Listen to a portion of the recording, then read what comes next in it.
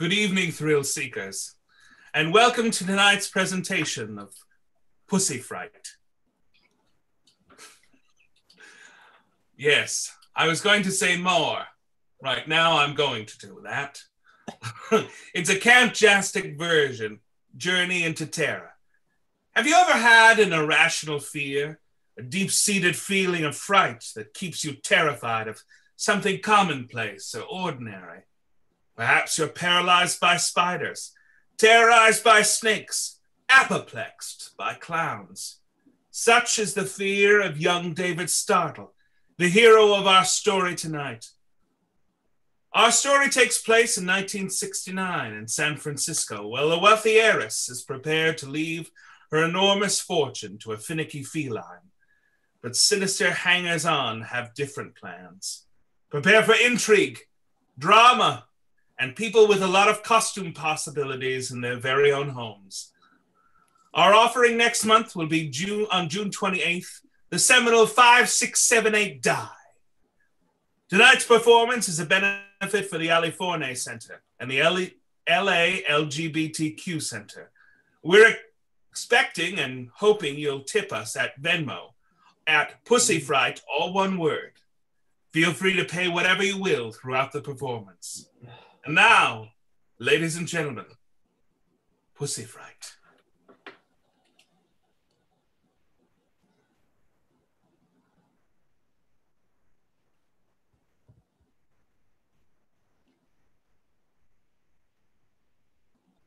Wait, hold on. Hello, everyone. This is the voice of God. We're just making sure that it is working, that we are live. Are we live? Are we live? Are we live?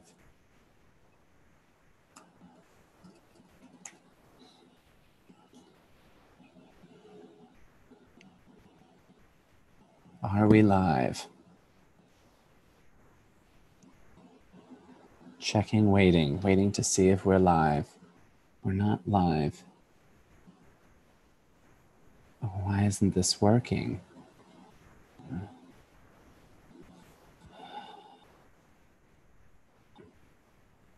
Oh, here we are. We're on this one. Yes, we're going to wait. Let me get everyone onto the right one. There's been some serious technical difficulties. We're figuring this out. We're figuring it out.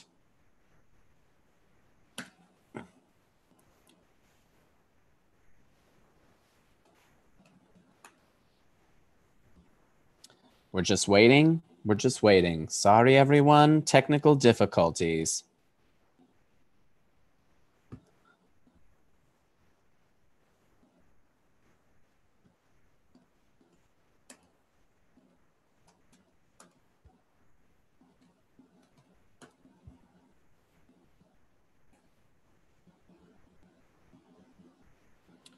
Technical difficulties. So sorry, everyone. So sorry. I keep sending the link.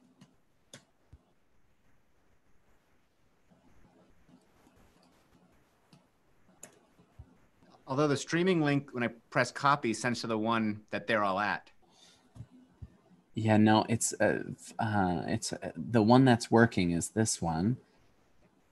Oh. Technical difficulties. So sorry, everyone.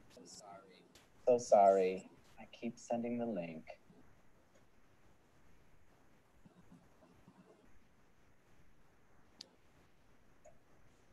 Although the streaming link, when I press copy, sends to the one that they're all at. And no, it's the one that's working is this one. Oh. Technical difficulty.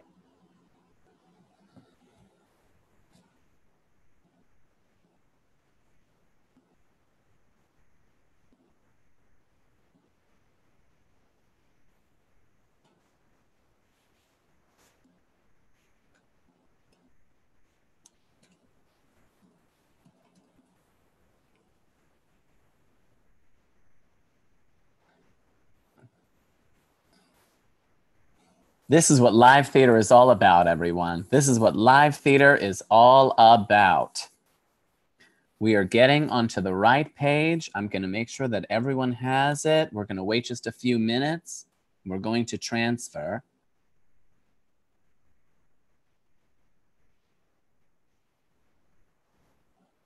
Yes, it is the other one. If you were there on the other one and you're here now, we're getting to the right spot. We're getting to the right spot.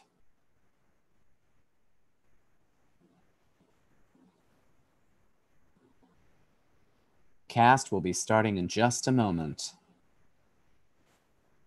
This is everyone's call to places. Everyone just keep listening to my dulcet tones as we wait to begin. Thank you, places.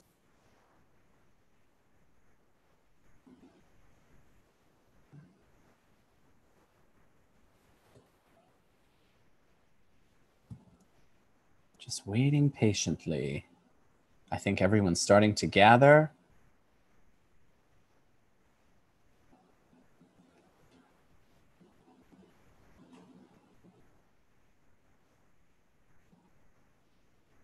Yay, everyone's starting to gather. Yay! Oh, very good.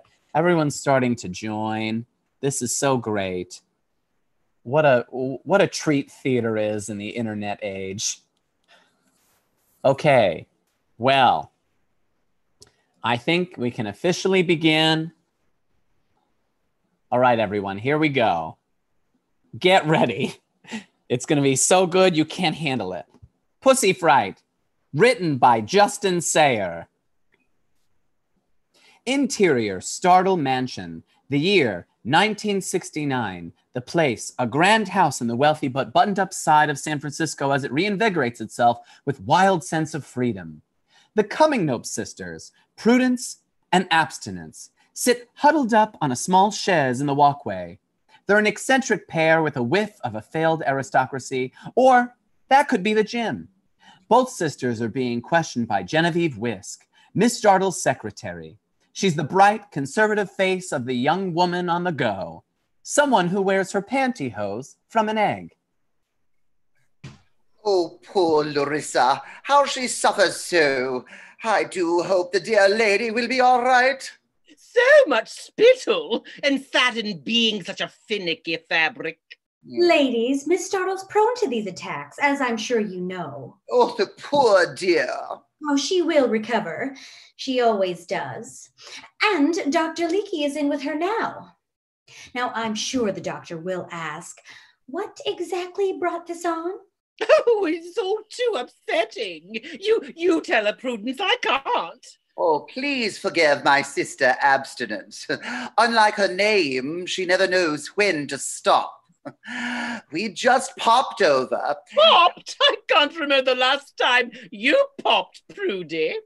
Oh, Abstinence, you filthy-minded trollop. Ladies, this is serious. And you're old, so that's disgusting. How true. Well, we'd come over to discuss our pussies. Like Larissa, we're just pussy mad. We just love pussies. My sister means cats. Yes, pussies. Yes. This is going to be your shtick, isn't it? What do you think? Pussies. Anyway, we had just sat down, chattering on our goings-ons and howdy-doos. Oh, a bird landed on my head yesterday.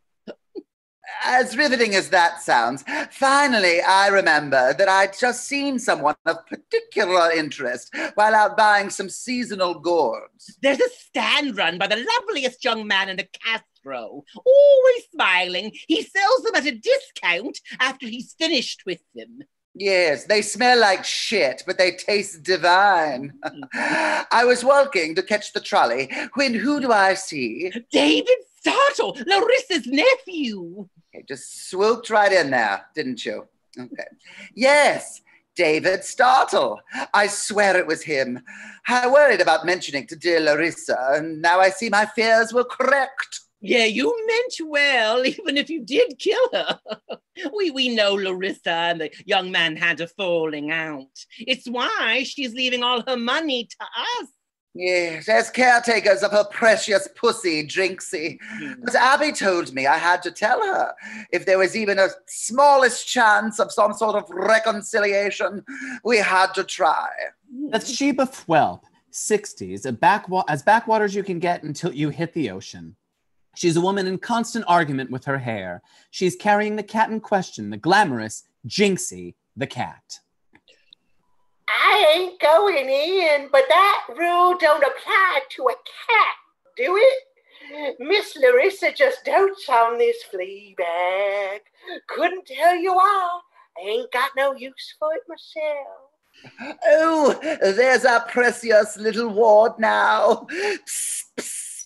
Jinxie cat. Prudence goes for the pet, and Jinxie swats her away with a growl and a scratch. Fuck! Poor Jinxie's just worried about her mummy. You should take her in, Bathsheba. Bathsheba throws the cat into the bedroom. Oh, I hope that beast didn't get you too badly, Miss Cunningham. Oh, no, I should be fine. I clot very easily. Prudy dear, that means something different to the Yanks. How long he gotta be in there with her? I don't like the looks of that fella in there, no how. Dr. Leakey is the most respected physician in the Bay Area. More like suspected. That man been accused of more double dealing than a stuttering blackjack dealer. Dr. Colander Leakey emerges from the bedroom, a matinee idol in the dinner theater years of his life. How is she, Doctor? I think with a little rest, Miss Starter will be right as rain by tomorrow. I gave her a mild sedative to calm her nerves. That's your answer for everything, ain't it? Pumper full of them goofo pills. No damn wonder she don't know which way is up. I'm getting in there to see her. No, I don't think that's for the best, Sheba. Yes, Sheba. Even generally speaking, you're a bit loud and off-putting. Miss Startle needs to rest. She's not a well woman. Oh, that would in there will outlive us all. Don't you worry about none of it. Nasty don't never die. Look at these two. How very dare you? Ladies, before we get into a whole she said you're ugly type situation, I think we should listen to the doctor and leave Miss Startle to recuperate. Ah, aren't you a sweet and tender young thing to put Larissa's needs before your own? Such tenderness from the staff. Larissa is surely a most fortunate woman. She means move your ass. I ain't got to be nice. She don't pay me nothing. I'm retired. Oh, yes, yes. Yeah. Did they tell you what caused Larissa's attack? The nephew, David. Apparently he's back to San Francisco. Well, that changes everything. Unless we could figure out how to handle it. First I have to find him. And then... You two staying for dinner? 'Cause I ain't making enough. No, we were just leaving. I'll call you tonight. Or maybe you could just knock. Dr. Leakey goes to the door of the bedroom to take one final look at Larissa. Interior Larissa's bedroom. Larissa Startle, a grand dowager in a perfect beam of light, lays on her satin bed with her hair haloed around her face. She's a portrait of divine anguish by an artist on velvet. David, David, where are you, David? Sweet David, David! David! Cat's paw closes her mouth. Jinxie is seen looking down on her and smiling. Interior, Hunga Dunga Commune, a communal house in the Haight. Gay hippies of all stripes loiter around in various states of high. A young woman, Sheila, is making signs. The leader of the commune, Tomas, takes stock of everything going on around him. He has a stern look about him, but the minute he opens his mouth, he's the queeniest queen in all of Queensland. He's followed by his lover, David Moonflower Startle. He's a wide-eyed young man looking for purpose and cock. The sign looks good, Sheila, but you know what I'm going to say. More glitter, I know. If you know, why don't you do it? You don't have to be so harsh, Thomas. We don't believe in hierarchy here. So why is my name on the electric bill? Tomas, you know if I had any money, I would help you. Moonflower, baby, you pay me in other ways. Cash, grass, or ass. You got my favorite too. And besides, we're escaping the capitalist paradigm, aren't we? We don't need money when we're in love.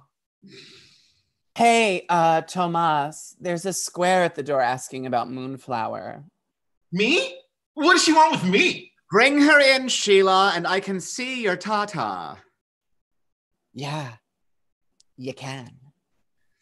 Hey, yo, square! You are looking for Moonflower? I'm sorry, I don't speak hippie. I'm looking for David Startle. I don't allow people to call me by my hetero name. I'm Moonflower. Oh, so you're still gay. Check. Well, Moonflower, I work for your aunt. The woman you're speaking of is of no relation of mine. I've disowned my genetic family and come here to live and love amongst my heart family at the Hunga Dunga Commune. Okay, save the peacenik crap for somebody who cares, hippie. 2 sips of kombucha and you're Abby Hoffman. What Moonflower means to say. I know what I mean to say, Tomas. We talked about this. I'm not talking over you. I'm explaining you. I don't need to be explained. Girls, you're both pretty. Ugh.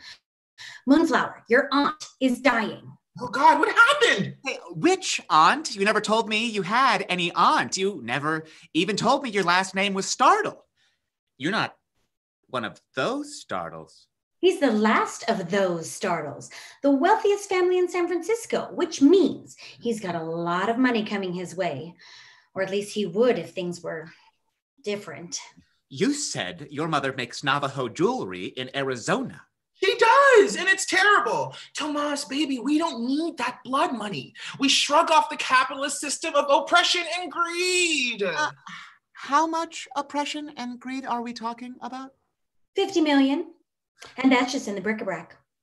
Don't listen to her, Tomas. She's speaking vile money talk. We're past that. We communicate on a different plane. Yes, but think what we could do with a little cash. Tomas, how could you betray our principles like this? It takes money to make money, but it also takes money to break money. We could break a lot of money with that money. Mm-hmm, you could, if you could manage to get David back in good graces with his Aunt Larissa. She doesn't accept me or my brimming sexuality. She doesn't. And standing this close to you, I'd have to agree. Moonflower, hear me out. With that money, we could maybe make a little room in here. Get you that macrame room. Maybe get rid of some dead weight. Are you talking about Sheila? No! Of course, Sheila. Honey, just hear this clearly repressed lady out. Listen, fag, just because I choose to look like a lady and keep my tits and feelings on the inside doesn't mean I'm not down to pound. I just look this way so I can get away with it. I think it's time for you to go. Tell my aunt I'm sorry she's dying, but only slightly sorry. Actually, just tell her I said hello. Goodbye. All right, can't say I didn't try. I guess the whole Startle fortune will go to your aunt's stupid cat. Cat? Moonflower, are you all right? What's wrong with him? He's having an acid flashback. Last Wednesday, we did a couple of tabs just to watch Bewitched, and Sheila's cat attacked him. Okay. Chairman Meow doesn't hurt people, so... He does, and he learned it from his mommy. He's had a paralyzing fear of cats ever since. Wow. So he's afraid of pussies all over the place, isn't he? That's not funny, though. I said it days ago. Anyway, shut up. Moonflower, my love, you're all right. There are no cats here. You're safe. You're loved.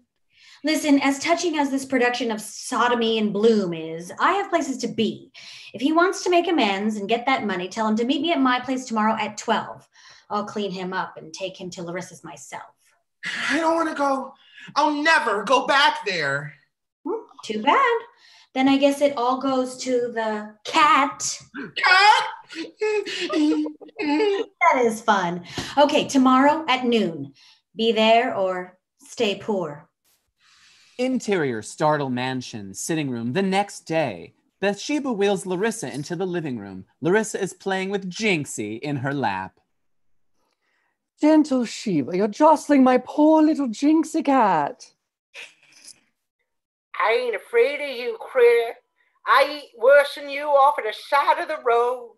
Don't you dare threaten her. She's the only friend that I have. And whose fault is that? If you're referring to that cum-guzzling queen that calls himself my nephew, you can just stop it. Stop it right now. But Larissa, that boy loved you. Not more than he loved cock. I won't have that degenerate behavior anywhere near me. Oh, come off it. You ain't no prude. I'm not when it comes to good old-fashioned rapey heterosexuality. Hot dogs and clams are A-OK in my book. But when it comes to a sword fight, bunch of butt fuckers, that's where I draw the line. Why you gotta talk about him like that? Like he ain't even... What? A cockhound, a pansy, a Nancy, a limp-wristed shitpacker. You got some real bee in your bonnet when it comes to them facts. What's that about? Oh, men and their disgusting anal desires. They're the reason I'm in this chair. Oh, come off it. Ain't nobody but fucked your cripple. You had a car accident. I was rear-ended, so there. No, shut up and take Jinxie up to my room. She's scratching at my legs. She's drawing blood. Do you not feel that? You know I don't. Jinxie, Mummy loves you, but Mummy doesn't like your scratches. Bathsheba goes to pick up Jinxie, who hisses at her. Don't even try it on me, cat.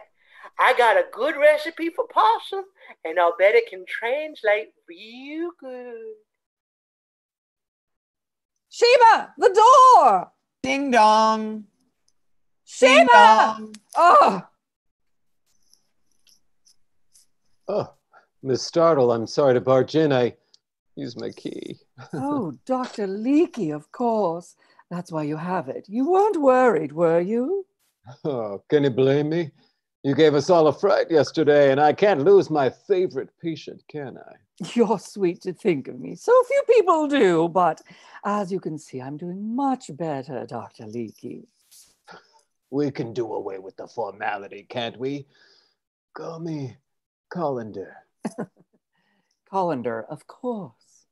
Your pulse feels good, though maybe getting a little hurried. Oh, Colander, you tease. Just some friendly flirting. I wouldn't be a good doctor if I didn't tell my patients how beautiful they were, now would I?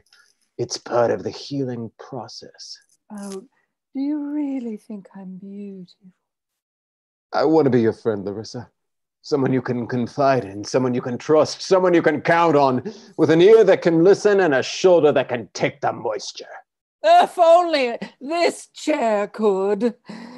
I know you were upset yesterday when the ladies mentioned your nephew. Why bring him up when we were on to much pleasanter subjects? Me, my beauty. Of course, I'm sorry. No need to be sorry. Friends forgive each other. I need a friend, Colander, a confidant, a lover. Oh, Larissa, I had no idea. I may be paralyzed from the waist down, but I'm still a woman with needs.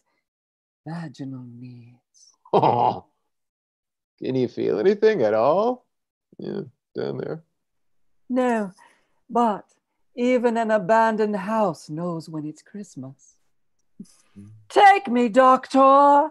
Larissa throws off the blanket just as the front door opens. Hey. I'm sorry. Am I interrupting something? Oh, no.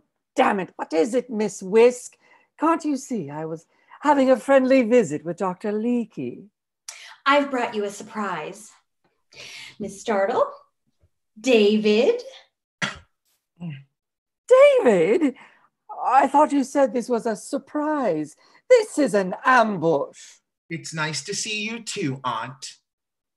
Es at Is that nice to see me? Don't lisp all over my hardwoods, fruitcake. You're not staying.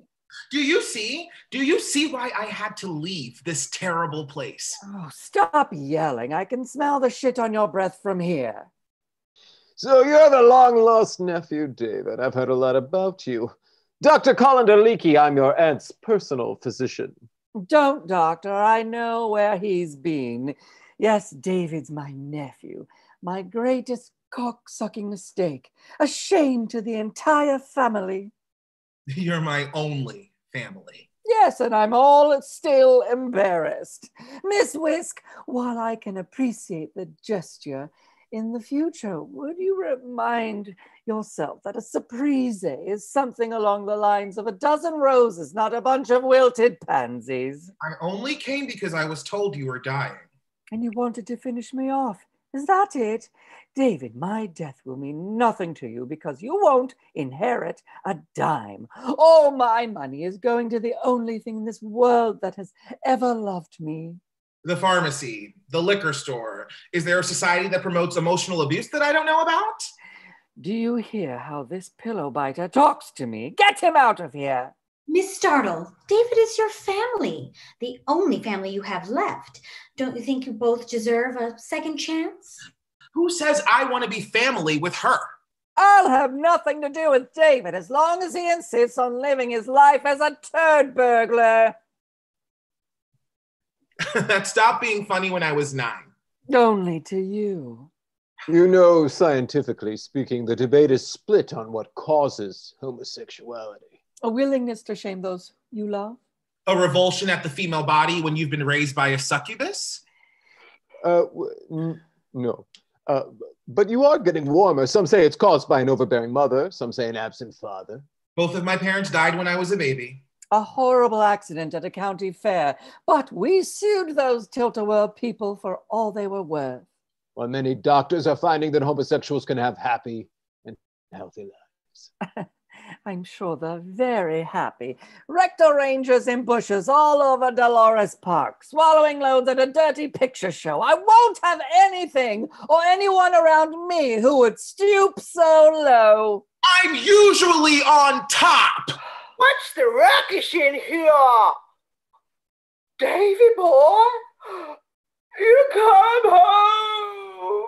Oh, Lord alive, it's good to see you, honey, but you're too thin. But I'll fix that right up. You will not. David's not staying. I won't have a homosexual in this house. You don't have one now. Tell her, David. Tell her what? Well, after a long and arduous stint at a small psychiatric hospital in New Mexico. Yes, you know, New Mexico has great programs for the torture and exploitation of the sexually confused. David went through a complete sexual conversion. They poked and prodded him. So I'm not hearing much of a difference. But now he stands before you, a totally reformed heterosexual male. And he's engaged. To who? To me, silly. Don't be embarrassed by our love in front of your aunt. Yes, David and I have been seeing each other for months. I would have mentioned it earlier, but I know how you feel about personal interaction. And yet you're still talking. Is this true, David? Would it make any difference if it were? A great deal of difference, and you know it. David, darling, tell her. Don't deny me now. Yes, I'm very into ladies and their parts now. I'm just this lady and her part. There's just one part, right? Well, congratulations, son, and I can't think of a lovelier bride. I have to tell you, if I were a younger man, I'd be quite jealous. And with that, I must be going. I have to look after Mrs. Sinclair and her goiter. You know, it has its own teeth. We're trying to teach it to talk. Goodbye, Doctor. Mm-hmm. David, I assume you brought your bags? No, I just came with her. I think your aunt is asking you to move back in, David. That was all it takes? Yes, I don't know that I'll ever love or trust you again, but it will be nice to have the company. Sheba, show David to his old room. I've been keeping it for you, exactly as you left it. Not exactly. I had her burn a lot of your belongings, just in case you left any of your gay slime on anything. Take him up, Sheba. No, I can do it. I don't mind. David and Genevieve start to leave. David? Yes, Aunt Larissa? Kiss me. Are you wearing lip gloss? Maybe it's time we head back to Albuquerque for a tune-up. Interior, David's room. Genevieve walks into David's room and throws his suitcase on the bed. David closes the door behind them. What the hell was that? I'm not marrying you. I don't even know you. And besides, I'm gay. Oh, yes, I have eyes, ears, a nose, and a mouth. I know you're gay. Everyone knows you're gay. Now stop lisping at me so I can think. Why would you make up such an obvious lie to appease the hateful old witch on wheels? You want that money, don't you? I know your boyfriend certainly does. So do this for him. I mean, you see how easy it was for you to get invited back to the house. The rest can be smooth sailing if we play our cards right. What are you getting out of this? I hate to see someone not get what they deserve because of small-minded, petty people like your aunt. I've been her personal assistant for years, and I've done everything from file her taxes to file her nails, and I hate her.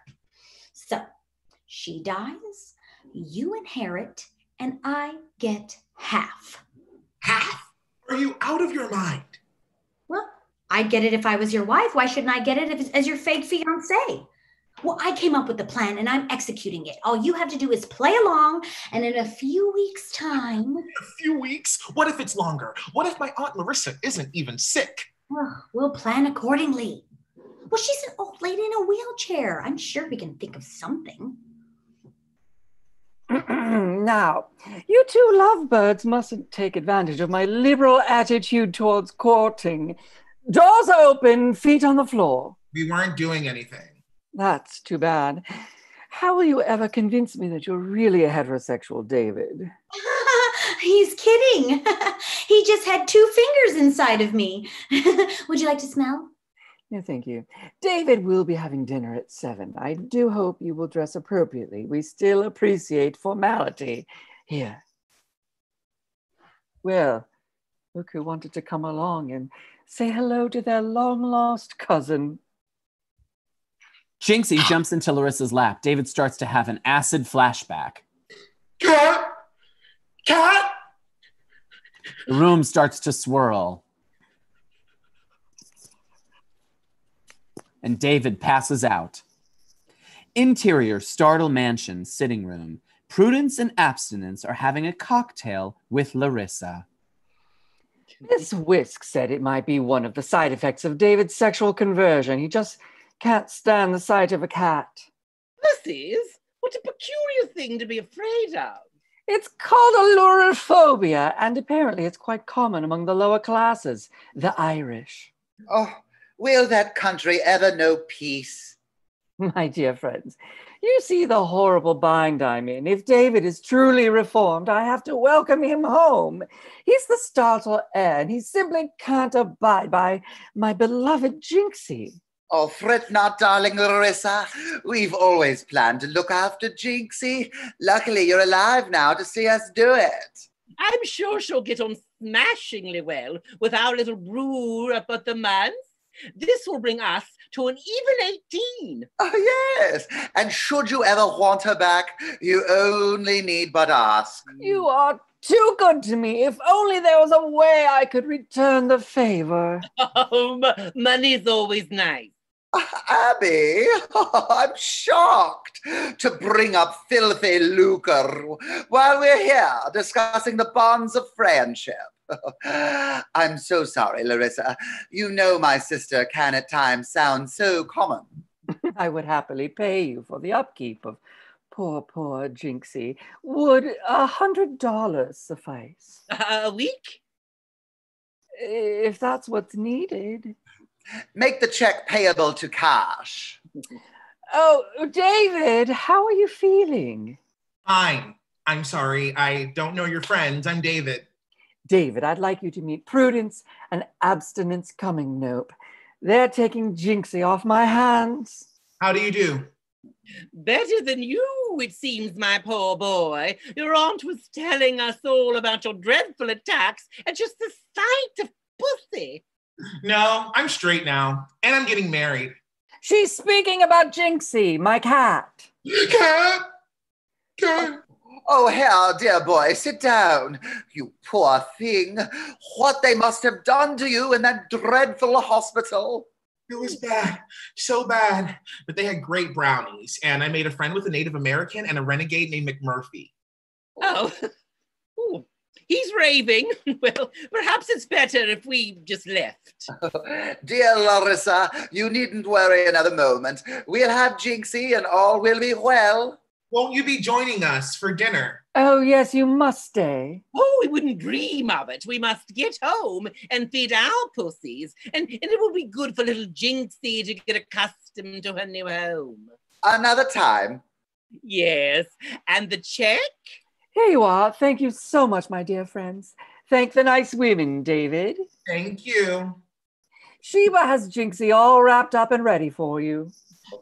Don't you want to say goodbye to that poor sweet pussy?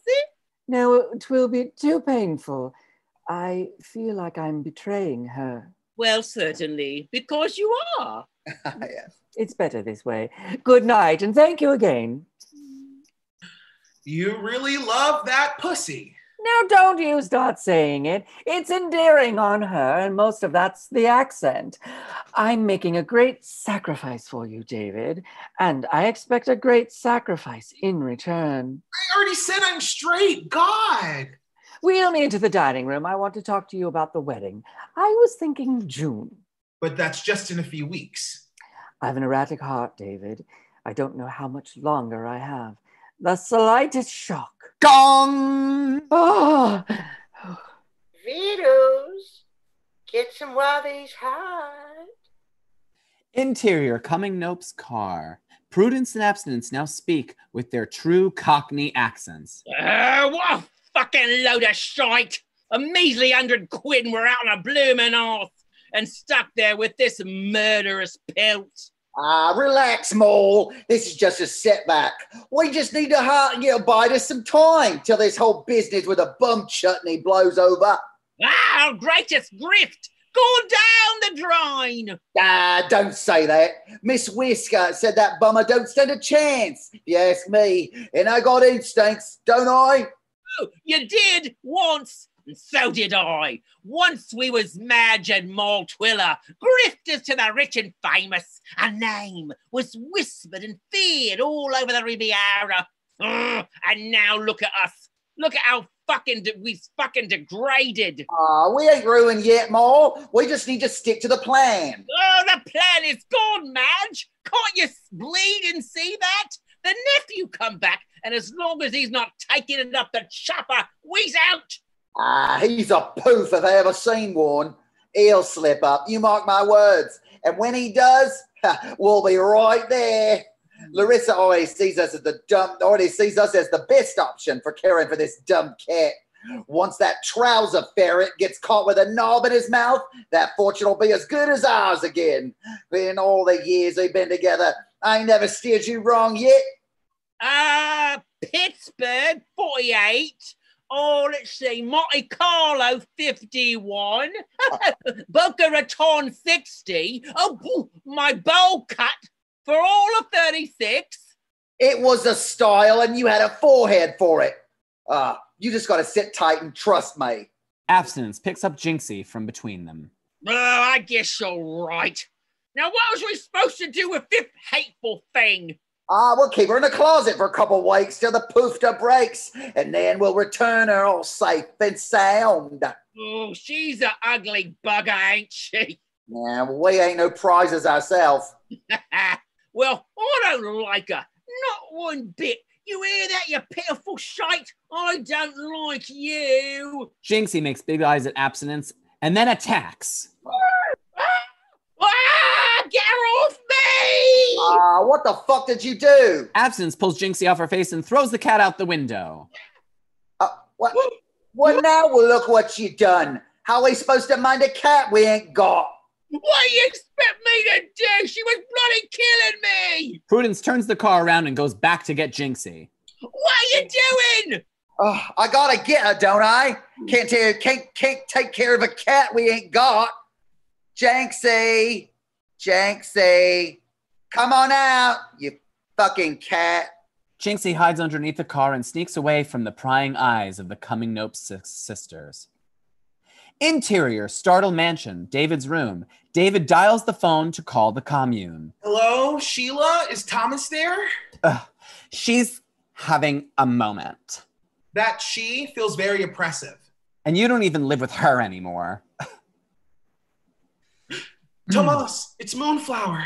How's it going with the Wicked Witch of Russian Hell? It's terrible. I have to pretend to be straight. I'm horrified. I've betrayed everything we stand for. It's okay. My mother thinks you're a small Asian woman named Claudia. Sure, but at least that's hot.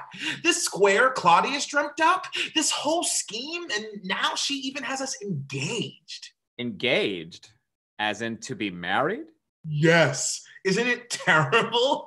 Oh, Tomas, I'm so confused. I don't know what to do. Oh, baby, you never do. Listen, you hold tight and I'll figure everything out. Even with that sneaky Miss Whisk, I'll take care of you just like I always do. You're my moonflower. You remember why I gave you that name? Yes, it was about my asshole. It was. Now you hold tight. Tomas is going to fix everything. He sounds like a real nice fella. Sheba, what are you doing here? I just came to check in on you like I used to. You don't gotta worry none, honey. Your secret's safe with me.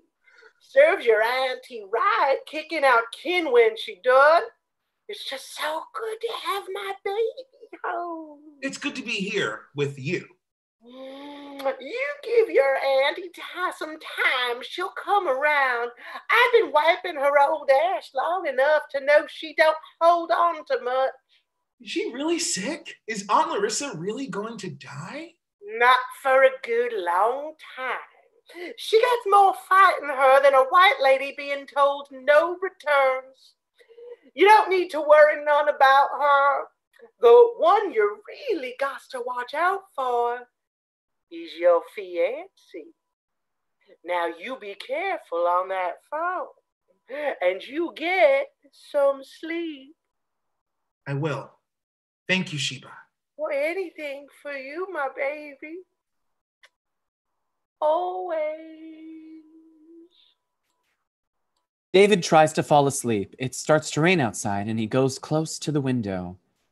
Just as the thunder roars, showing Jinxie at the window, the cat came back. Interior, Larissa's office. Larissa looks over some papers while Genevieve is typing the next morning. Well, there's your new will, Miss Startle, all signed and up to date. Yes. Now, everything goes to David, minus a large contribution to Governor Reagan's re-election campaign. Have you ever met the Reagans? No, she's tacky, and they were both such terrible actors. But you're quite a good actress, aren't you, Miss Whisk? I don't know what you're talking about. Your love affair with my nephew. That's a bit of acting, isn't it? You can tell me the truth. I am, Miss Startle. I'm very deeply in love with David. Where did you meet? A truck stop near the Madonna Inn. Your song? Harper Valley, PTA by Gene C. Riley. Favorite color? Smack Ass Pink. Yours or his? Both.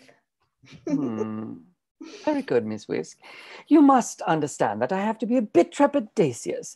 I've never imagined that David's conversion was actually possible. Well, it is. Oh, aren't you happy to have David back in your life? Happy's a word. Certainly. Hey, baby, you ready to go out?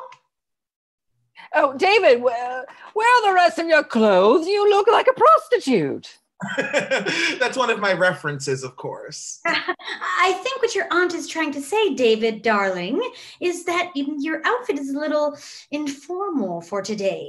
We're going to look at wedding venues. I wish I could go along with you, but the doctor's advised against it. I'm just about to take my afternoon sedative for a drug-induced nap midday to be perky and evil for dinner.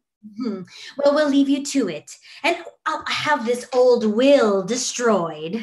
Actually, leave it. Jinxie was a rather maliciously incontinent before she left. David, do you have any full-length pants? I have capris, and that's my final offer. Nice to see the happy couple heading out together. Don't they just make you smile? You're buying that? I haven't seen a lady with a beard that thick since Dr. Leakey started switching up your hormones.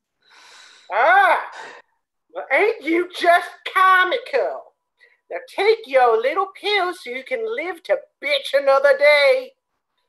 You know, those two remind me of you and your young beau. What were his name again? How dare you mention him in my presence? I didn't. Now takes this. I want to go watch my programs.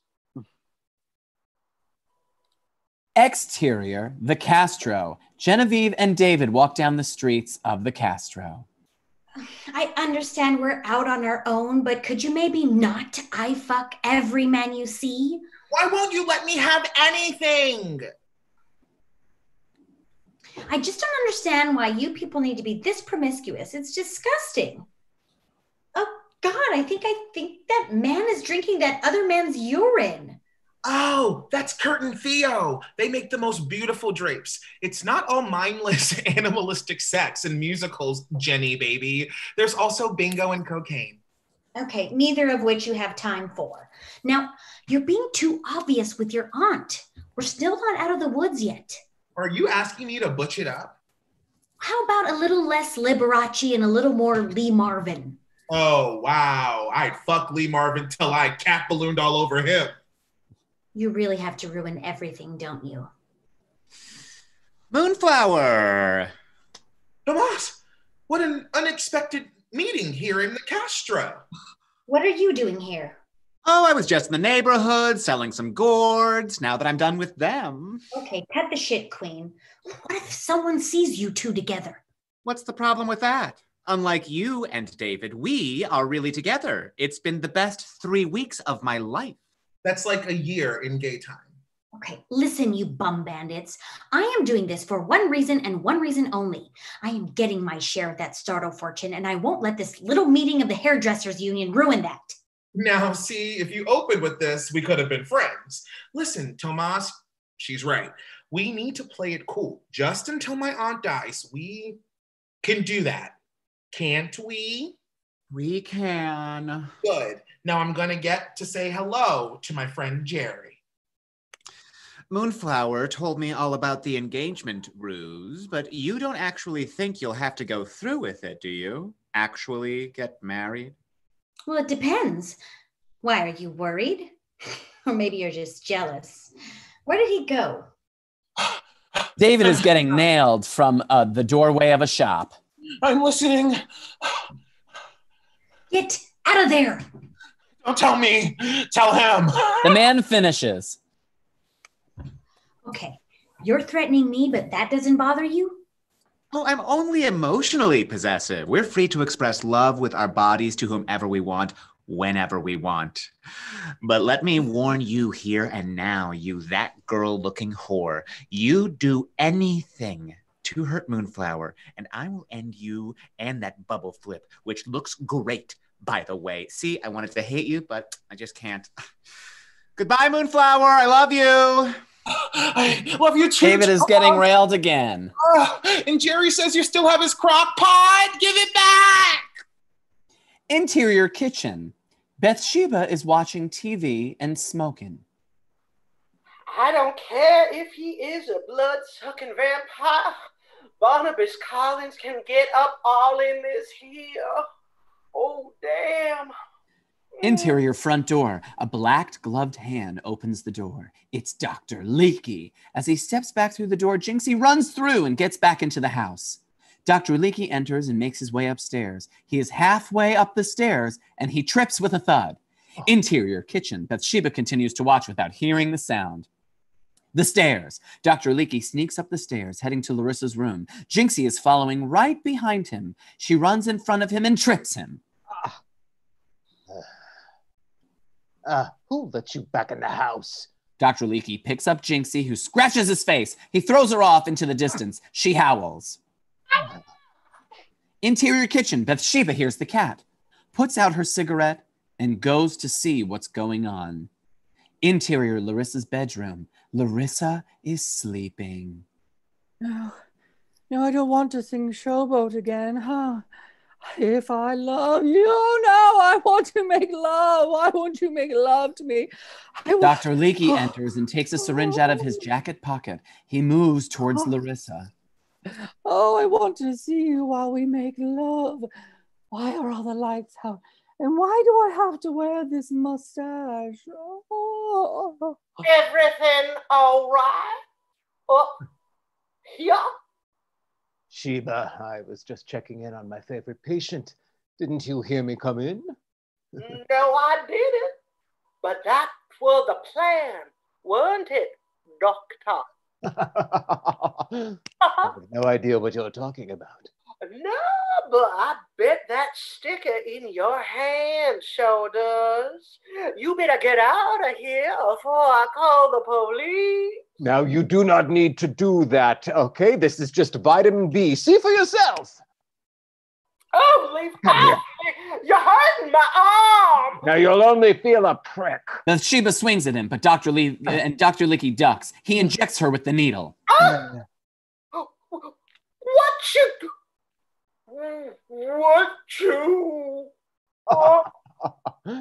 Just a little B12. As in, be quiet, be still, and be gone. Poison! Interior stairs. Bathsheba stumbles out, trying to call for help. Dr. Leakey follows her out. Help!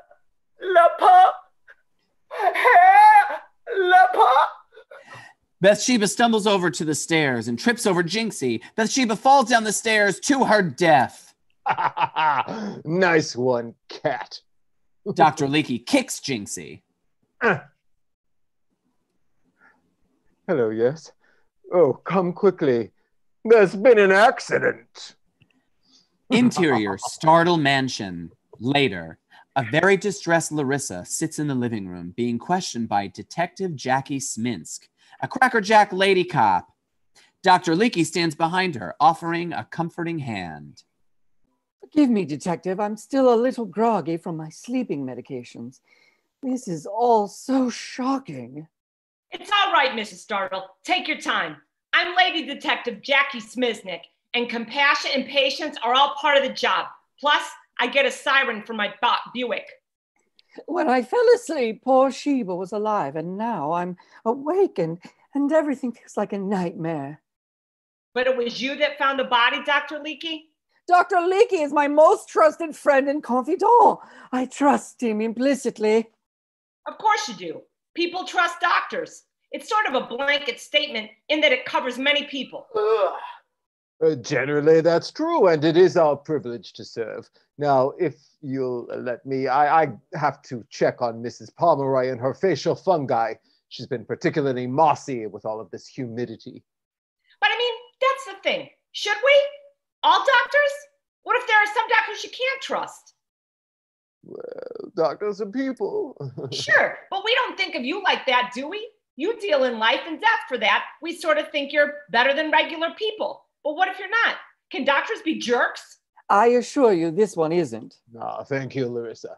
I mean, even today, you say you came in here and she was already dead. And I believe you, because she looks like she fell and she was old, and falling is what they do. She was only 47. So she obviously had a drinking problem. More points to you, doctor. But I mean, you could have easily come in here on your own. You have a key.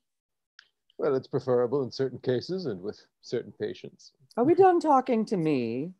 Just hear me out, okay? Cuckoo Bananas crazy story time here. But what if you came in here with your key and here comes that annoying folksy maid? How did you know she was folksy? Her name was Bathsheba Fwelp. I mean, she wasn't a scientist. What about Bathsheba Fwelp? What's happened? Oh, David, darling, you're home. That's nice. I'm sorry, I'm trying. What's happened to Sheba? Where is she? Maybe if you stopped yelling, someone could tell us. I mean, I love you. And you are? Detective Smintz, this is my nephew, David, and his fiancée, Miss Whisk. And you do the victim? Victim? Oh, God, no. Oh, David, don't. Yes, remind him to keep it out of the head voice. My God. I'm sorry, David, but Sheba had a terrible fall down the stairs. She's gone. Oh, God, how could this happen? He just told you. Well, that's one theory, the obvious one. But... Please, Detective Smoosk, we've all had enough of your crazy theories. Bathsheba's dead, and it's something we all need to get over and never talk about again. I'm sorry. I'm a detective, and we like to work a case, even if there isn't a case there. You know? I assure you there isn't one here. You should trust me. I do. Everybody trusts doctors. He's dead. Bathsheba is dead. How could this happen? Why did this happen? David, please pull yourself together. You're becoming cloying. Yes, David, just settle down. It was just the maid. Why don't you sit down? You don't look well, son. David looks up and sees Jinxie at the top of the stairs. You're next, motherfucker. Jinxie runs off to hide in the bowels of the house. David has an attack and drops to the floor. Interior David's room. David awakens to abstinence coming nope, wiping his brow. What's going on? Who are you? Rest, dear child, rest. It's me, your aunt's friend, abstinence coming nope. That can't be real. Where am I? Oh, you're in your home, in your room, just where you belong. But Sheba, she's... Yes, still dead. So there's nothing to do but relax. David starts to stir and gets into a panic. It isn't safe here with the... What about the cat? Wait, have you seen the cat? Yeah. Oh, that's impossible. She's staying with us. She's at my home this very minute. Now lay back, my angel, and rest. I have to go. David leaps out of the bed. David, come back. Oh, here, pussy. Here, my little puss. Oh. Interior Startle Mansion. Larissa and Prudence sit having a cup of tea. And the agency said they would send someone over tomorrow. Yes, some wonderful candidates, all docile and barely verbal. Hold, please. This tea is very, very strong. Yes, I'll send you some wonderful candidates, all docile and barely verbal, like you asked. And always remember, if you don't find the perfect fit, you must only call on my sister and I, and we'll come in to the shakes of a vicar's willy. You're too kind, a new maid. Sheba would have hated that, but I'm alive, so I guess I win. Oh, David, where are you going? I thought that Dr. Leakey knocked you out. No, I have to get out of this house. I can't stay here another minute. David, dear, come back to bed, you slippery bugger. Abby, dearest, your breathing has become audible. David, please go back to bed. You're in no condition to escape, because that's what I'm doing. Escaping, running away from you and this terrible house. What's wrong with this house? Nothing. It's gorgeous. I love it. But it's still a house of lies. On whose part, David? Yours. Your lie. If anyone is lying here, it's you. This whole straight charade is just a ruse to get my money. Look at the tantrum you're throwing now. You think Judy Garland died? Too soon! Well, I guess you can revert back to the old will. Thank goodness you didn't tear it up. Yes, thank God. Will? Your will? Is that what you're really thinking about? Sheba is dead. The only friend I've ever had in this place. I can't stay here where I'm not loved. Oh, please. You stayed in plenty of places that were mostly indifferent to you. Why should your home be any different? Why do you hate me so much? Exhibit 46, tantrums. I'm leaving! No, David, wait, stop. I'm sorry for that little family squabble. My nephew was a real faggot for feelings and everything else. Now, how's my jinxie? Exterior street. David stands shivering near a phone booth at the edge of Dolores Park. He's on the phone as it rings. Why won't you pick up? Interior Genevieve's apartment. The phone continues to ring. Genevieve passes a doobie to Dr. Leakey. Both are in robes, caught in the afterglow of vigorous lovemaking. Oh, thanks. Don't answer it, huh? Oh, I wasn't going to. You deserve all my attention. Oh, you really were on fire tonight, Colander. You sound surprised. I had no idea homicide could be such an aphrodisiac. She fell. Oh, of course she did. And how lucky for us. You did just what had to be done. I do. And speaking of things that need to get done. Oh, me? Yeah. Okay, fine. But after we're going to get pupusas. Exterior street. David holds the phone as it continues to ring. Pick up. Hello? Genevieve, it's David. I'm sorry. I can't do this anymore. I had to leave. Wait, what? Wait, so who is this? 5561. Oh, I'm sorry. Okay, yeah. Good night. All right, sorry about that. Good night. There you are, Moonflower baby. Thomas, it was so terrible. She's dead. Oh, well, that's great then. You get all the money, right? Because I was looking at houses and with very little down. Not her. Sheba. The maid. She was my best friend. Okay, learning all sorts of things tonight. You're my lover, please. Not this, not now. So the maid died, and that's very bad because she was your best platonic woman friend, which is not as good as me and very different. I can't go back there. But, no, you're so close. Think of the new commune we could build with your aunt's money. We could fill a big, beautiful house with like-minded people and live a life that is pure and honest and gay and true. It sounds like a beautiful dream. It doesn't have to be. You can make it a reality. And if you had to do something that was wrong, or not even wrong, why am I saying wrong? Not wrong, just uncomfortable, would that be so bad? I can't do this without you. You won't have to. We will figure something out. Now let's fuck in the bushes. I've missed us. Interior Startle Mansion. The house is dark as David enters, trying to sneak up to his room. Suddenly, the lights turn on and Larissa is sitting in the living room. David, you've come home. You waited up for me. Yes, of course I did. It is a thoughtful thing to do. No one was here to carry you up the stairs, were they? That can also be true. I called the agency. They're sending some new maids over in the morning. You're just replacing her? Is that it?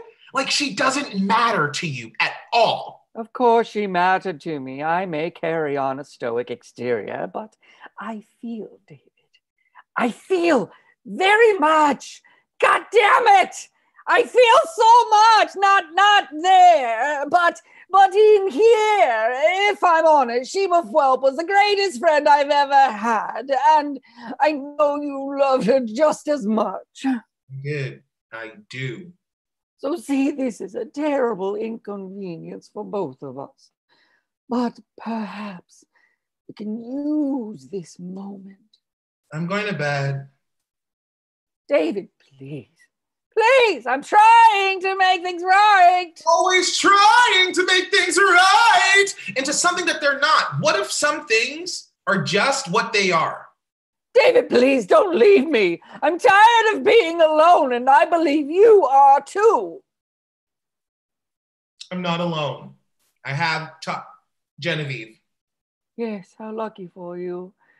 You found someone you love. Don't ever take it for granted.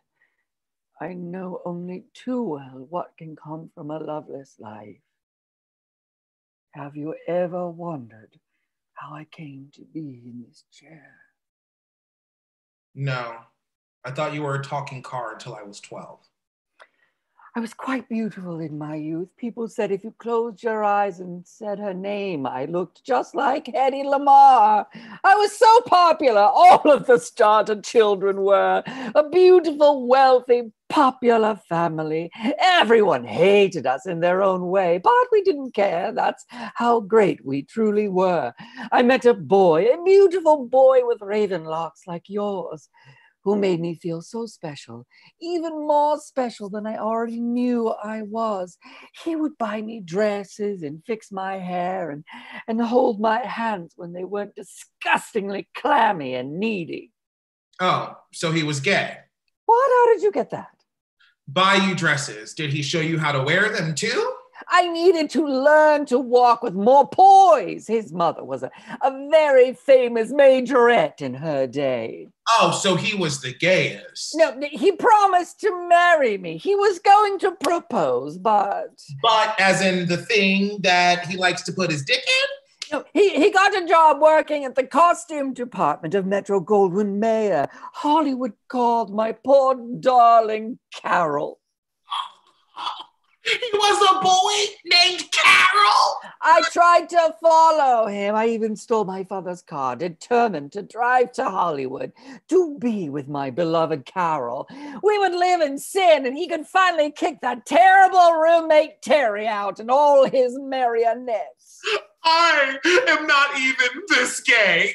I made it to the bridge. It was such a windy day. The bridge was swaying, and the sound of the suspension bars creaked out of my doom. I tried to go slowly, worried, but that wasn't good enough for some people. All of a sudden, I felt an enormous explosion in the rear. Did this story just get hot for anyone else? The next thing I knew, they were fishing me out of the bay. My spine was severed, and I returned to this house a cold, wet, and broken woman. And this is why you hate gay people. No, you fags, if it's not about you, you just tune out. I was saying that you remind me of Carol and my mistakes. I don't want you to ruin your life the way I ruined mine. I want you to be happy, to find someone to be happy with. I want you to get married tomorrow here in the house. Tomorrow? That's too soon. It's tomorrow. I can have a judge here tomorrow, and I know Genevieve won't mind. You are really ill, aren't you? I am an invalid, David. And what I can do, I really don't want to. Tomorrow evening, after I hire the new maid, you and I will go out and make all the arrangements. I want to do this before it's too late. I'm going to bed. David, could you carry me? Good night. David! Interior startled mansion. The next morning, Larissa sits looking over the resume of a young applicant, Helga, a woman as tough as her moles. Well, I hope you'll excuse my appearance. I've been trapped down here all night. Now, your resume seems very impressive, and you certainly look like you can lift me. I was an Olympic shot putter. And now you'll be wiping my ass. How the world turns. Well, I just have one more applicant to see, and though I think you're wonderful, it would be rude to keep her waiting. Does it mean I got the job or? No, next. Bye. Now, thank you for waiting. You were a last-minute addition to the lineup. I haven't even had a chance to look over your resume. I am a very good maid. I clean this house so good for you, miss. Miss, I was never married. A pretty white lady like you? Nah, pero I don't believe it. I am pretty, you're right. Do you think you could lift me? Or at least drag. You're hired, and you can start immediately. I need to get out of this chair. I've soiled myself several times. Larissa, I'm going out. Who is that? David, this is the new maid. I'm sorry, I didn't catch your name. Rosa Malinda, cabron? Yeah. Miss Cabron was just going to carry me up the stairs. I need to shower and get ready, and then we can go out, David. We have a wedding to plan for this evening. A wedding? Really? Yes, my nephew is marrying his fiancée tonight and granting his dying auntie her final wish. It's not like that. Around what time? I just want to make sure I have everything ready for this wedding that I am just hearing about right now for the very first time. I was going to tell you. I'm telling her now. Honestly, David, you have to stop being so sensitive with servants. Now, this is how the silver starts to go missing. If you wouldn't mind, Rose Miranda, I am starting to sour. I can help. It's all right, sir. I work here now.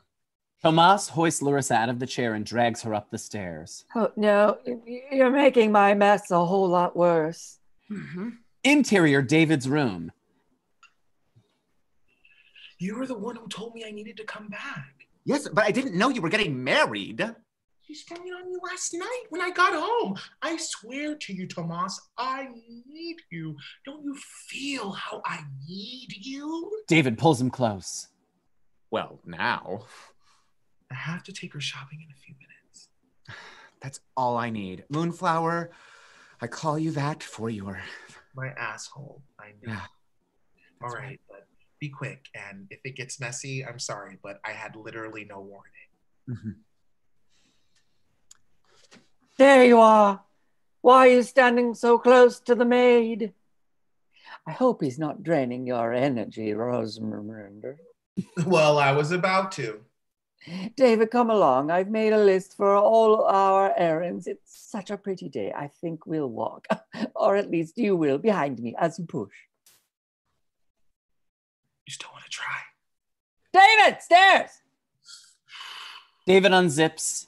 He zips up and leaves in a huff. Exterior street. David pushes Larissa in her wheelchair. It's a beautiful sunny day in San Francisco. Now, first we must pick up a dress for Genevieve. Don't you think you should let her pick her own dress? Oh, there isn't time. I am taking care of everything myself.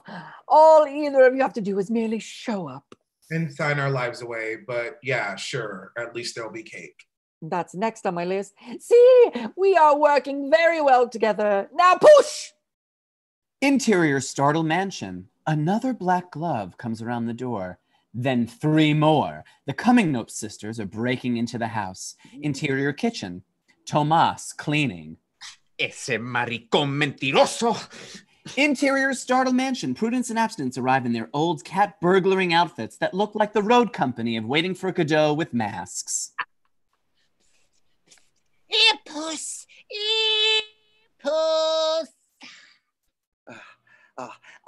Are you sure the kumquat said that he saw the cat in the house? Sure, it makes sense, don't it? It's the only home the vicious pussy's ever known.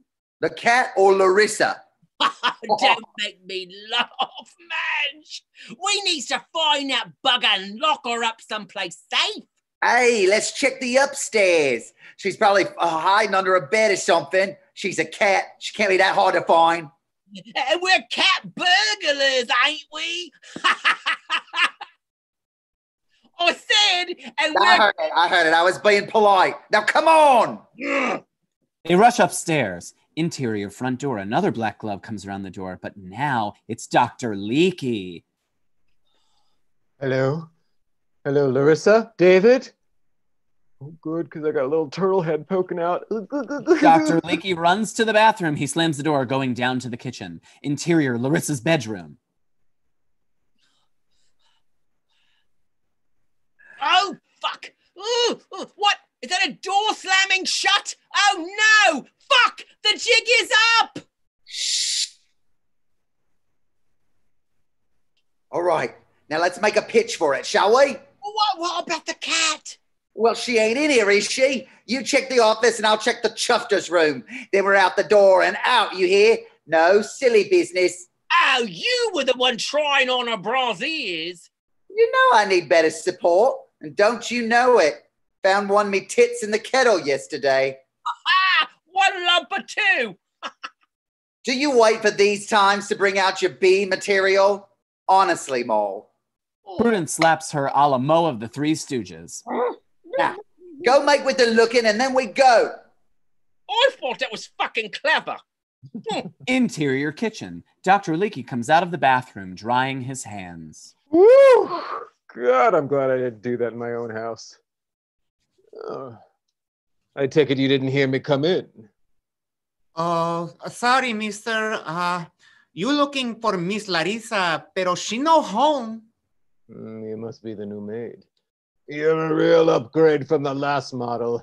What's your name, soapy lady? Rosa Malinga. I'm Colander, but you can call me... Yes! Dr. Leakey puts his hand down the front of her dress. No, you bruise this, you buy it. You're a man. Okay. And how does that make you feel? No, I was just making sure you knew too. So you want to start on the counter and then move over to the butch buck? Yeah, why the fuck not? Right. They fuck. Interior dress shop. Okay, now I made it to the measurements you sent and put in the tiniest, just little give just in case. And I know I didn't eat for the whole week before my wedding. I was just too nervous. How is your darling wife, Mr. Carlyle? Female wife? Enid? Oh, she's on a bike tour of the Finger Lakes with her friend Jean. Separate vacations. It's the key to a happy marriage in my book. See, David, a marriage can be what you make it. Lloyd and his wife have been together for 30 years. I go to New York for 3 weeks to see all the Broadway shows with my friend Steven. We stay in the Village. So you just don't see gay people, is that it? Thank you, Lloyd, and best of luck with your dolls. I'm a competitive doll maker. Seems about right. Interior front door. Genevieve walks into the house without hesitation. Interior office. Abstinence hears the front door and starts to freak out. Abstinence puts a lampshade over her head to hide. Genevieve walks in and at first acts like she doesn't notice, then turns around with a gun. You, under the lamp, come out. I have a gun. Oh, hello. My dear Miss Whisk. I do think there's been a little bit of a mixity-pixity here. What are you doing up here? Oh, my dear, these are me working duds. My sister and I are...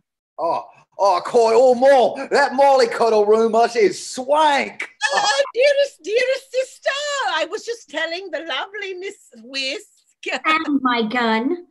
Why don't you both get up against that wall and start to tell me what the fuck you're doing in my house? Ain't your house yet there, girlie. Well, it looks like we underestimated this little russet of Quim, didn't we, Mole? Didn't think she had it in her. And she certainly won't be married to that faggot. That faggot is my fiancé. Oh, come off it, love. You and us is both on the griff. We should work the old lady together. I don't know what you're talking about. Some of that's the accent, but some of that's my innocence. Now put those hands where I can see them. Oh, come off it, love. You figured out a way to get the old bird's money, same as us, so let's face it, shall we? That knob biter ain't interested in you no how. Yeah, that shuffer ain't turned into no mupper, no how. But we applaud the try. I don't think you're in any position to be accusing me. Who's accusing? Are you accusing Madge? Oh, I ain't doing no such thing. I'm seeing the game as it's being played, that's all. Now, why don't you put down the gun and we has ourselves a little gum flap? Interior bakery later. Miss Startle, I was just whipping your buttercream. Oh, Teresa, not in front of my nephew. This is my nephew, David. He's the one getting married. Oh, thank God. No offense, Dave. I was just worried that this Vixen on Wheels was off the market. I was heartbroken. Let me give you both a little taste of my cream. This, what you're doing, this is gay. Oh, please, women can't be gay. Oh, how very delicious. Yeah. I like the way you lick. I wanted to see if you could send up a dozen or so Danish for a small breakfast of intimates. Oh, sure. I'll make them open face so you can really get in there. Jesus Christ. Interior kitchen. This has really never happened before. Maybe if we tried it with the wig off again. Listen, baby, it's okay. You're old. It happens. It has nothing to do with age. You sure about that? Okay. Now keep going. Oh, yes. Ding! Oh, would you grab those, papi? My croquetas will burn. Okay. You know, it helps me if you move at the same time. Oh, okay. Okay. And where's the oven mitt? Oh, okay. Interior office. All right, now say, girlie, why should any of us lose out here? We all been doing the work on this old bitch, ain't we? You even have that doctor flirting with you. I have what? She didn't know nothing about that, did she, Madge? 5 years we've been playing the fallen dames, flattering her, consoling her, talking to her about them damn cats. Ain't that worth something? Not anything you could actually get. I'll let you live, but that's about it. Is that it? Wait. What if we was to talk? What if we was to tell the whole world about your plan to rob that poor Matchbox car, Larissa, and her lovely little cat of what was owed to them? You're defending the cat now? Oh, fuck no! We don't want that stinking little viper. Cats stand cats and never has. I'm all as half Irish. We just want what's right, even if we're getting it the wrong way. Once we get the cat back, we can plan for all scenarios. Damn, Moll, why'd you go and tell her that? You don't have the cat? Well, your case is getting weaker and weaker. Your David said he saw the cat in the house the other night. That's why we come back. Okay, so I have the fiance and the cat. Why do I need you at all? Because we know all about you, and we can think you right out, we would. Not if you're not alive to think. Where are you from, anyway? Rhode Island, the first one. What my sister means to say is... Okay, enough. The only deal you're getting out of me is this. You have 1 minute to get out of this house and never look back. Otherwise, I shoot. Interior tailor shop. Okay, wait till you see how handsome. Wait till you see how gorgeous. I want him to be dignified. He's becoming the head of the Startle family. He needs to look respectable. Well, how respectable is this? Eh? The pants are a little tight. What? You don't want to show off that schwanz? Okay, you're getting married. Let her know what she's getting. They are a little vulgar. All right. I'll let him out a little. Come on, boy Chuck. I'll play with your cock and balls for a minute. See, this is also gay. David, Mr. Keitzel is an immigrant. Please be respectful of his culture. Interior stairs. Genevieve is walking the Coming Up sisters out of the house at gunpoint. You're making a big mistake here. You think Larissa's going to notice that her only 2 friends are gone? I'll make up some excuse. Believe me, other people don't really concern her much at all. Jinxie appears in the doorway of the sitting room. Look, it's that damn cat! Abstinence makes a run for it, and Genevieve fires. Jinxie is scared and runs off. Abstinence is hit, and Prudence runs over to her. Oh, she got me! She got me! She did, Madge! It's the old debt time for old Mole! Don't you say nothing of the kind! Look what you've done, you heartless bitch! Can you lift her? See, all this could have been different if you just made a deal. You get her to the car, unless you want a matching set. Madge, get out! I'm a goner anyhow! No, you ain't! Not if I can help it! Prudence starts to drag Abstinence out the front door. Interior kitchen. Oh, you're doing so good, Daddy, but you gotta finish soon so I can marinate my duck. Did you hear something? No, you need some help to finish or something. Yeah, any help you can give, I'm happy to have it, yes. Okay. Oh, what are you doing down there? Just a little magic my mother taught me. Hoo, hoo, hoo! Hubbada, hubbada, hubbada, hubbada. Awooga!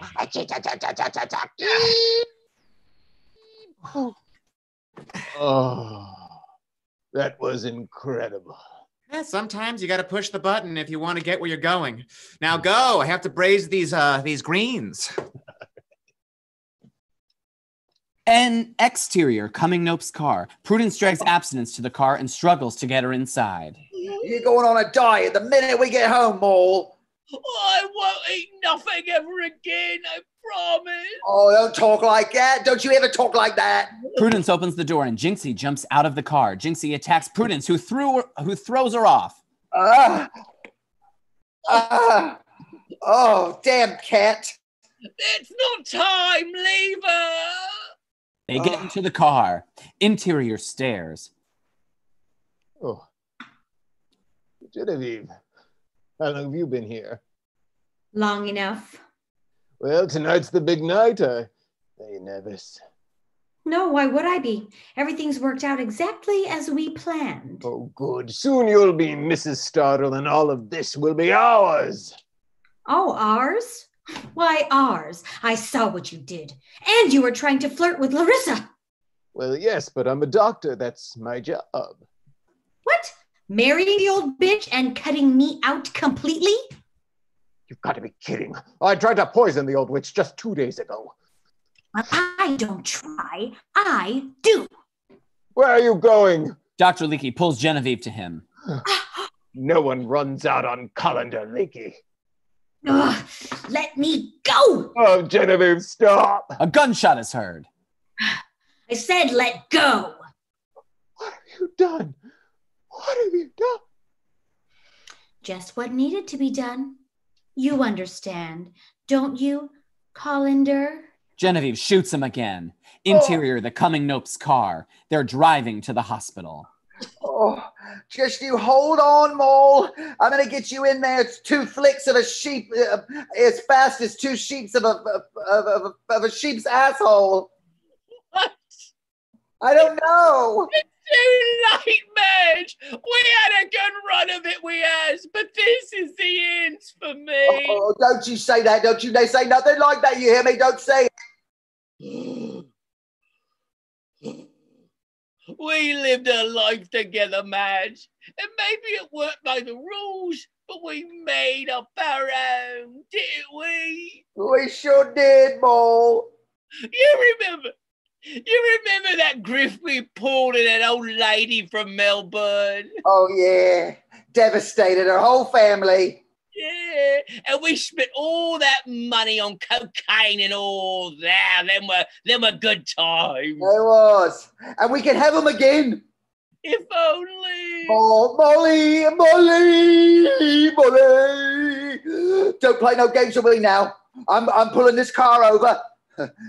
Oh, she won't stop. Oh, the car. She won't stop. Oh, Mole. Somebody's cut me damn brakes. Pussy. Oh God, what if it was? What if it was?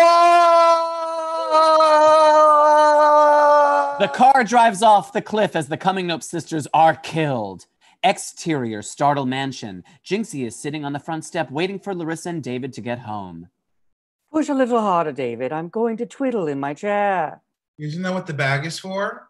I'm trying, Aunt Larissa. It's such a steep incline. I know. So much of San Francisco doesn't make sense.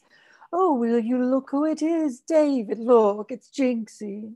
David starts to freak out. You in my house now, bitch. Cat. David, please, not now. You gonna die, faggot!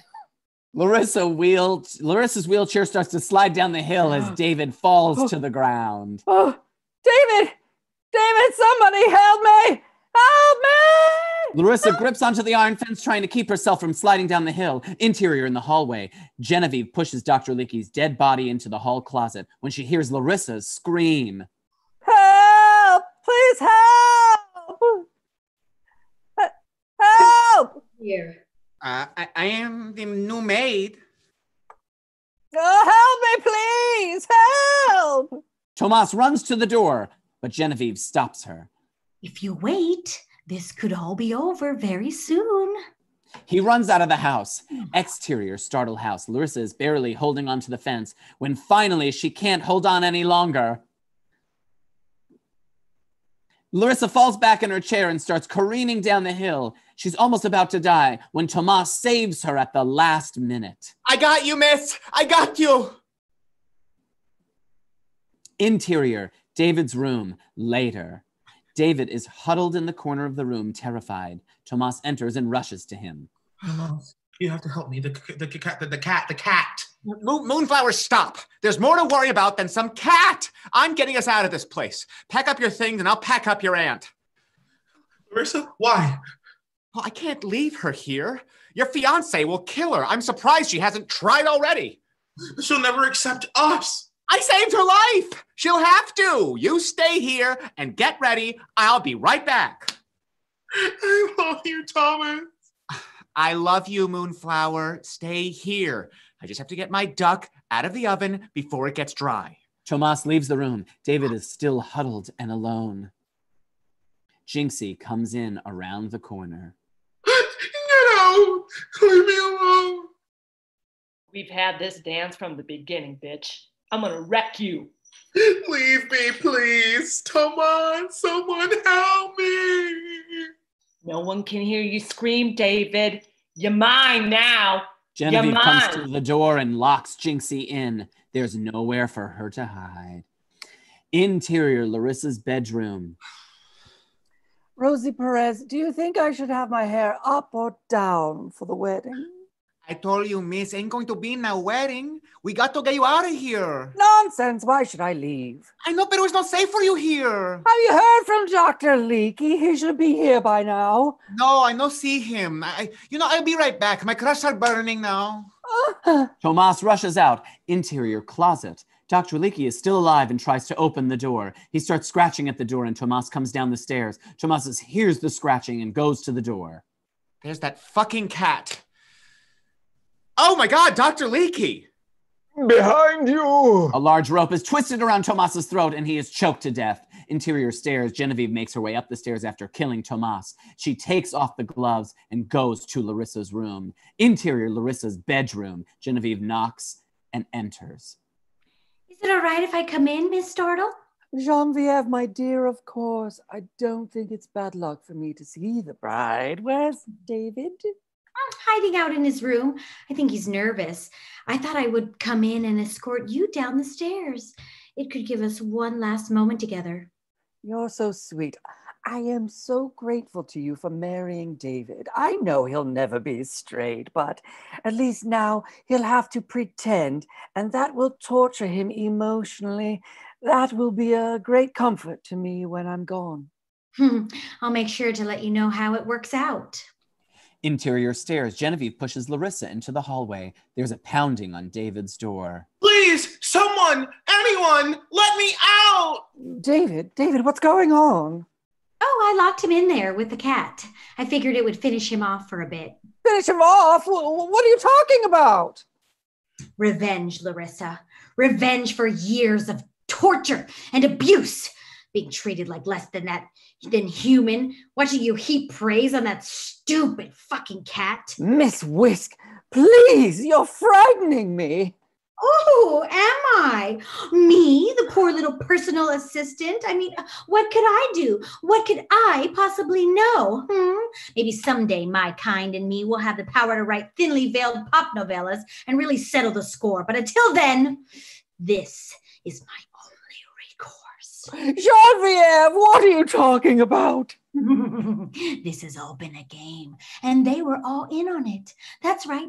David, those weird British women, even Dr. Leakey. Oh, look, there he is now, dead on the floor. Wait, how did he get out? Call Ander. No, you didn't. Oh, I did. I even killed that new maid of yours, which leaves me one last obstacle. Genevieve wheels Larissa to the edge of the stairs. What about Jake's David, the two wills? I'm the executor of both. And either way, I'm about to be a very wealthy woman. You'll tumble down the stairs and everyone will think you had a little accident. Oh, and with my poor fiancé David in a permanent acid flashback, I'll be sitting pretty on all of this. You are a bloodthirsty killer. Not thirsty, just precise. Any last words before you tumble out of this world? Tomas gets up from the floor. She's now holding Genevieve's gun. You made me burn my duck, bitch. Oh, shit. You're alive? Ross and Rachel, help me! She's a mad woman. I'm not Rosa Malinda. My name is Tomas, and I'm David's lover. Oh, God, really? Tomas, help me! Genevieve starts to move and Tomas shoots her. Genevieve is killed, but as she falls, she sends Larissa falling down the stairs. Larissa is badly broken when she reaches the bottom of the stairs. Oh, no.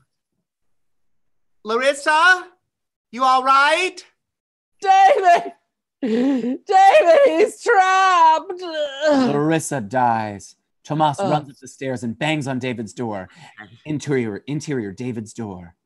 Moonflower? It's me, Tomas. I'm here to save you. Do you hear me? I'm here to save you. Okay, I'm going to shoot the lock. Stand back from the lock, Moonflower. Moonflower, answer me. Tomas shoots the door. The door swings open and Tomas steps inside the darkened room. Interior David's room. Moonflower, you're safe now. Oh, yeah. God. Tomas moves closer to David. David looks up and he now thinks he's a cat. What have they done to you? David hisses at Tomas and mauls him to death. Ah! Jinxie sits at the top of the stairs. Well, it's all mine. The house, the money, the whole thing. So now the next question is, whose face do I eat first? I'm a cat, and that's what we do. No matter how much you love us, care for us, treat us well, if you die in our presence, we'll eat your fucking face. Why? Because cats are dicks. And now this cat is the wealthiest dick in San Francisco. I should change my name to Google. Fade to black, the end. Thank you very much, everyone, for coming to watch Cast. Come on and wave and take a bow. Live your lives. The cast, the beautiful, beautiful cast of this crazy, crazy show. Thank you for joining us. Look, there's a cat. There's other cats. We love you. Thank you for being here. Please Venmo us a tip so that we can donate to the Ali Forney Center and that we can donate to the LA LGBT Center. We love those organizations. They're doing amazing work and we need to give them our support. Thank you so much. The Venmo's below in the description at Pussy